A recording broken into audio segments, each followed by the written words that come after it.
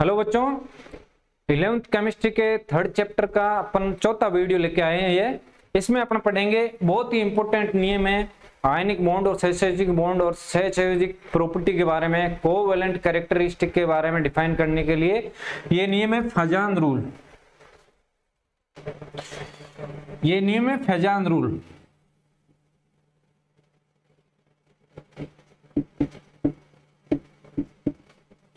या हिंदी में अपन बोले तो फैजान नियम, फैजान का नियम,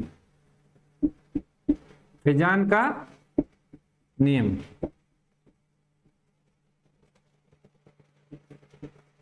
लास्ट वीडियो में अपन ने देखा था कि सोडियम क्लोराइड जो है वो बॉन्ड बनाता है, आयनिक बॉन्ड बनाता है। Sodium chloride, sodium plus ion और क्लोरीन माइनस आयन।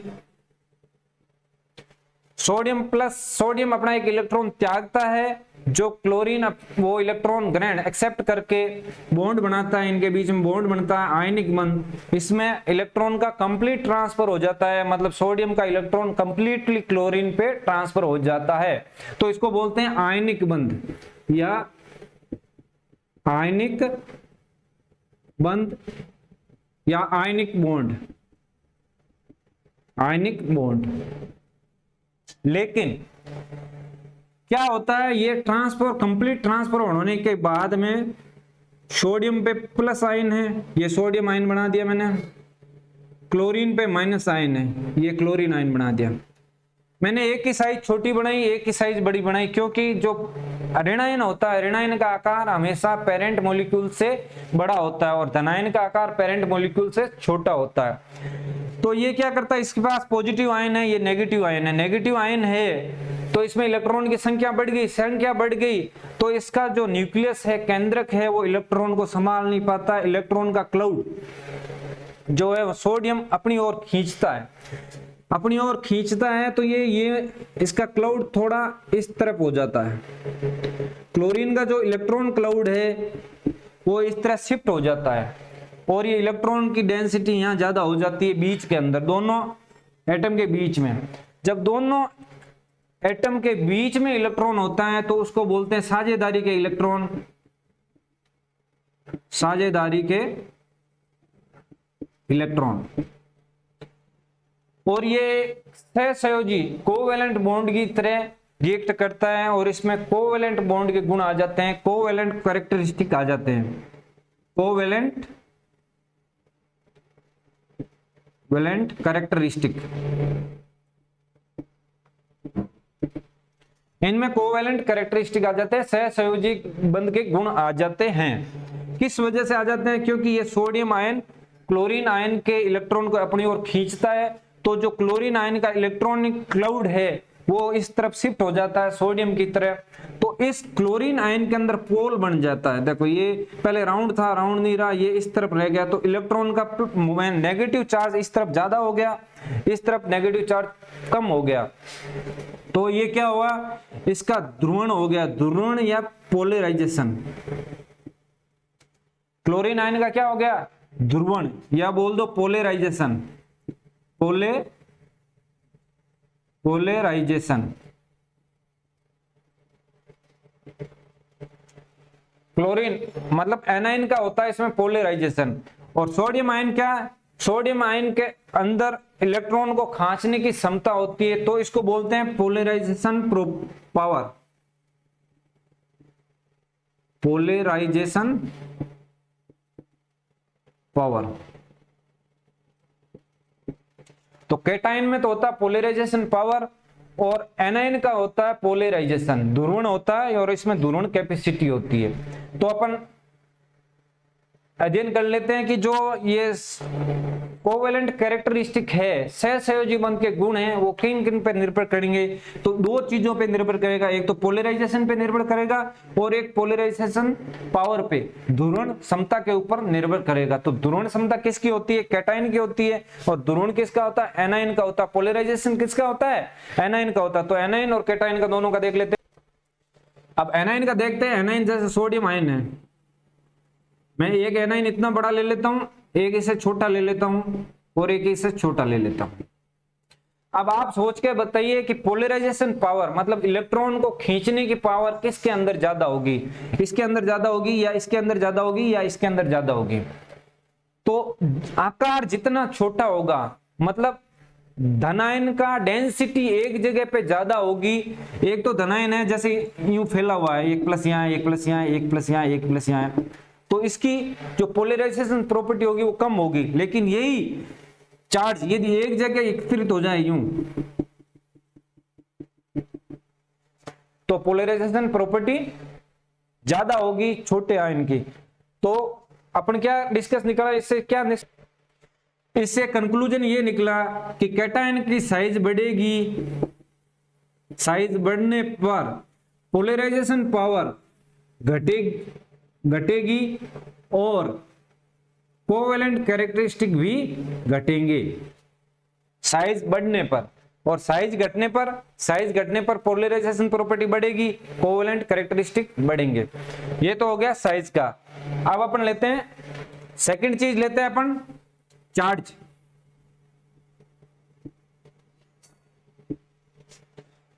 चार्ज जब कैटायन पे चार्ज बढ़ेगा तो ऑब्वियसली जो पोलराइजेशन प्रॉपर्टी है वो बढ़ेगी। तो चार्ज बढ़ने पर पोलराइजेशन पावर बढ़ेगी तो कोवेलेंट कैरेक्टरिस्टिक भी बढ़ेंगे। अब तीसरी चीज आती है, थर्ड थिंग आती है इसके अंदर, pseudo noble gas configuration. Pseudo noble gas configuration क्या होता है? नोबल गैस जितनी भी होती है, नोबल गैसेस का क्या होता है कॉन्फ़िगरेशन? NH2 NP6 ND10 ये होता है। लास्ट जो सहसंयोजी कोष होते हैं, जो लास्ट कक्षक होते हैं वो NH2 NP6 होता है। अब जो धनायन होगा जिसका कॉन्फ़िगरेशन NH2 NP6 होगा वो सबसे ज्यादा पोलराइजेशन पावर रखेगा, वो सबसे ज्यादा कोवेलेंट कैरेक्टरिस्टिक शो करेगा। तो सूडो गैस कॉन्फ़िगरेशन किस किस में शो होगा वो अपन देख लेते हैं। सूडो कॉन्फ़िगरेशन में अपन एग्जांपल लेते हैं कॉपर का। सूडो गैस कॉन्फ़िगरेशन में अपन एग्जांपल लेते हैं कॉपर का परमाणु क्रमांक 29। तो अब इसका इलेक्ट्रॉनिक कॉन्फ़िगरेशन लिख लेते हैं 1s2 2s2 2p6 3s2 3p6। तो जो कॉपर का कॉन्फ़िगरेशन होता है वो ये होता है 1s2 2s2 2p6 3s2 3p6 3d10 4s1। अब कॉपर प्लस आयन बनाएगा तो ये s में से इलेक्ट्रॉन चला जाएगा, तो कॉन्फ़िगरेशन कौन सा बचा? 3s2 3p6 3d10। ये नोबल गैस के तरह का कॉन्फ़िगरेशन है, तो इसको बोलते हैं सूडो नोबल गैस कॉन्फ़िगरेशन। जिस भी आयन में, धनायन में सूडो गैस कॉन्फ़िगरेशन देखने को मिलेगा उसकी पोलराइजेशन पावर सबसे ज्यादा होगी, उसका कोवेलेंट कैरेक्टरिस्टिक ज्यादा होगा। तो ये एक्सेप्शन केस है, ये जरूर पूछे जाते हैं। तो ये 2-3 ही है, आप याद कर लेना। एक तो यही है कॉपर, कौन आगे आया? कॉपर, सिल्वर और गोल्ड। इन ये 3 हैं जो सूडो गैस कॉन्फ़िगरेशन दिखाते हैं, ठीक है। और दूसरे हैं जिंक, कैडमियम, मरकरी। ये 3 और हैं, ये भी सूडो गैस कॉन्फ़िगरेशन दिखाते हैं। क्योंकि जेड के जिंक के अंदर कॉपर के बाद में जिंक आता है तो 4s2 हो जाएगा। जब ये जिंक +2 आयन बनाएगा तो ये 2 इलेक्ट्रॉन निकल जाएंगे और इसका कॉन्फ़िगरेशन जो होगा वो होगा सूडो गैस कॉन्फ़िगरेशन होगा, ठीक है। तो ये 3 और 6 एग्जांपल है, ये एक्सेप्शन केस है, ये याद रखना। ये कहीं भी आपको क्वेश्चन के अंदर दिखाई दे तो सबसे ज्यादा पोलराइजेशन पावर इनकी होगी और सबसे ज्यादा कोवेलेंट कैरेक्टरिस्टिक यही शो करेंगे, तो ध्यान रखना ये वाली चीज। इसके बाद में आता है अपने पास, इसके बाद में आता है एनायन या ऋणायन। ऋणायन में क्या साइज ऋणायन की साइज जैसे जैसे बढ़ेगी उसका पोलराइजेशन ज्यादा होगा, पोलराइजेशन ज्यादा होगा, पोलराइजेशन ज्यादा होगा तो कोवेलेंट कैरेक्टरिस्टिक भी ज्यादा होगा। ऋणायन की साइज जैसे जैसे बढ़ेगी पोलराइजेशन ज्यादा होगा, पोलराइजेशन ज्यादा होगा तो कोवेलेंट कैरेक्टरिस्टिक बढ़ेगी। ठीक है, ये तो हो गया साइज। दूसरा हो गया चार्ज। तो एनायन पे चार्ज जैसे जैसे बढ़ेगा उसका पोलराइजेशन ज्यादा होगा, पोलराइजेशन ज्यादा होगा तो कोवेलेंट कैरेक्टरिस्टिक भी ज्यादा होगा। ये दो चीज आ गई। अब अपन इसकी समरी देख लेते हैं। फेजान रूल की अपन ने क्या क्या समरी पढ़ी वो देख। फेजान रूल की समरी है बच्चों, जब भी दो आयन मिलके एनायन और कैटायन मिलके आयनिक बॉन्ड बनाते हैं तो उसमें जो एनायन होता है, कैटायन होता है और एक एनायन होता है। तो कैटायन तो शो करता है पोलराइजेशन पावर, पोलराइजेशन पावर, और एनायन का होता है पोलराइजेशन, पोलराइजेशन। जितना ज्यादा एनायन का पोलराइजेशन होगा उतनी कोवेलेंट कैरेक्टरिस्टिक बढ़ेगा, और जितनी ज्यादा पोलराइजेशन पावर होगी कैटायन की उतना ही ज्यादा कोवेलेंट कैरेक्टरिस्टिक बॉन्ड में बढ़ेगा।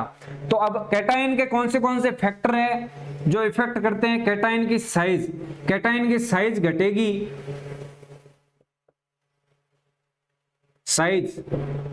साइज घटेगी तो कोवेलेंट कैरेक्टरिस्टिक बढ़ेगा। ठीक है, और चार्ज बढ़ेगा तो कोवेलेंट कैरेक्टरिस्टिक बढ़ेगा, और एनायन की साइज बढ़ेगी तो कोवेलेंट कैरेक्टरिस्टिक बढ़ेगा, और चार्ज बढ़ेगा तो कोवेलेंट कैरेक्टरिस्टिक बढ़ेगा। एनायन और कैटायन में सिर्फ साइज का ही डिफरेंस है, साइज वाइस वर्सा। साइज इसकी कम होगी तो कोवेलेंट कैरेक्टरिस्टिक बढ़ेगा, और एनायन का साइज बढ़ेगी तो कोवेलेंट कैरेक्टरिस्टिक बढ़ेगा। बाकी चार्ज तो दोनों में बढ़ने पर कोवेलेंट कैरेक्टरिस्टिक बढ़ता ही है। तो अपन एग्जांपल देख लेते हैं और इसका यूज। तो अपने दिमाग के अंदर एक क्वेश्चन आया होगा कि अपन ये माथापड़ी क्यों कर रहे हैं, कोवेलेंट कैरेक्टरिस्टिक क्यों निकाल रहे हैं किसी बॉन्ड का।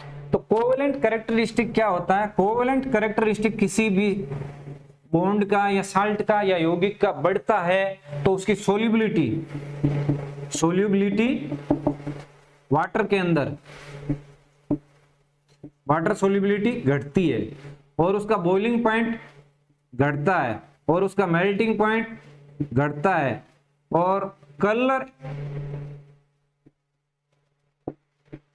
इंपार्टिंग प्रॉपर्टी बढ़ती है। मतलब जैसे जैसे कोवेलेंट कैरेक्टरिस्टिक किसी यौगिक का बढ़ेगा तो उसकी वाटर सोल्युबिलिटी घटेगी, उसका बॉइलिंग पॉइंट घटेगा, उसका मेल्टिंग पॉइंट घटेगा, लेकिन कलर इंपार्टेशन बढ़ेगा। मतलब जितना जितना कोवेलेंट फैक्टर या कोवेलेंट कैरेक्टरिस्टिक बढ़ेगा उसका कलर डार्क होता जाएगा, लाइट से डार्क होता जाएगा। तो अपन एग्जांपल देख लेते हैं कुछ एक। तो बच्चों अपन ने एग्जांपल लिया लिथियम क्लोराइड, सोडियम क्लोराइड और पोटेशियम क्लोराइड। अब अपने को इसको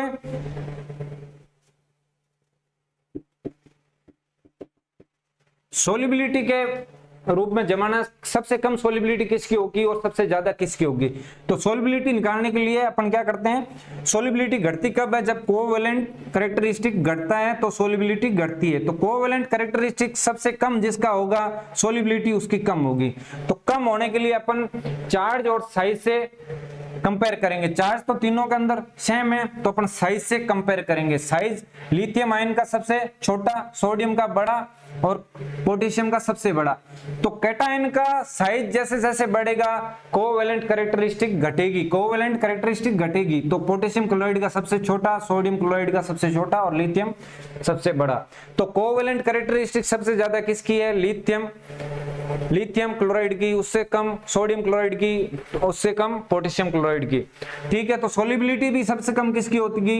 लिथियम क्लोराइड की सबसे कम होगी, सोडियम क्लोराइड की उससे ज्यादा होगी और उसकी सबसे ज्यादा होगी। अब कोवेलेंट कैरेक्टरिस्टिक जिसका ज्यादा होगा उसका सोल्युबिलिटी कम होगी। तो सबसे कम सोल्युबिलिटी किसकी होगी? लिथियम क्लोराइड की सबसे कम होगी, सोडियम की उससे ज्यादा होगी, और पोटेशियम की सबसे ज्यादा होगी। तो जो कोवेलेंट कैरेक्टरिस्टिक होगा उसका जस्ट अपोजिट होगा सोलिबिलिटी, मेल्टिंग पॉइंट और बॉइलिंग पॉइंट, क्योंकि तीनों घटेंगे। कोवेलेंट कैरेक्टरिस्टिक बढ़ने से सोलिबिलिटी, मोल्डिंग पॉइंट और बॉइलिंग पॉइंट तीनों घटते हैं। बढ़ता क्या है? बढ़ता है कलर इंपार्टेशन। कलर इंपार्टेशन बढ़ेगा। तो कलर इंपार्टेशन बढ़ेगा तो अपन यूं जाएं तो कलर किसका ज्यादा डार्क होता जाएगा? कलर डार्क होता जाएगा, इस तरफ होता जाएगा। ये सबसे कम डार्क होगा, उससे ज्यादा डार्क ये होगा, इससे ज्यादा ये डार्क होगा, लिथियम क्लोराइड।